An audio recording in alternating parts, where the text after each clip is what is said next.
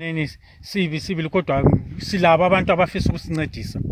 ngathayisi silonkazana uDube laphana ukade ufuna usincedisa ezintandaneni kade ngilihambile la eGwanda yabona eweek back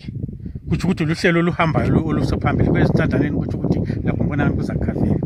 iklinika yethu lapha kwezempilo yasuke yaba khatshana yasesibale khatshana kakhulu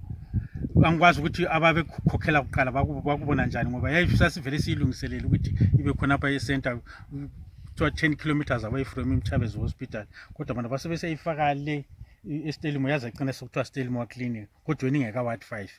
so angikwazi ukuthi bakwenza njani lokhuyana kodwa i-10 kilometers yayifanele ukuthi ngeyikhona apha ku village 4 ngoba kusukela eMchabezo sizefika lapha ne-center is 9 km from ilokuzeni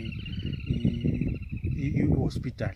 ukuthi 10 kilometers yayikhona apha kufanele ukuthi khona wacentwa sibili kodwa ngaleso sikhathi ukuthi baphamba njani kwasokutshintsha sesiyakhiwale yikho ngani kulo mango nje phakathi ukuthi abantu nxa besesibhedlela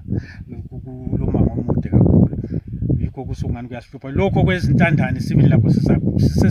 silethemba ngoba kulomunye lephupho lokusincedisa njengoba sihamba nje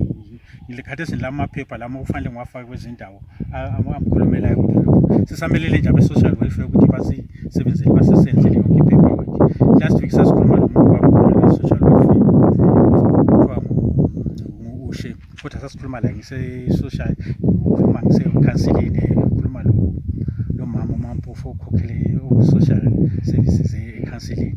wathembisa ukuthi uzabe sebefonelana khona lonkazane eSouth Africa ongena othola ama-sponsor ukuthi kube lo muzi wezintandane khonapha eNyandeni uphumelele sike saba i-peace challenge sike saba lo mdlalo owenza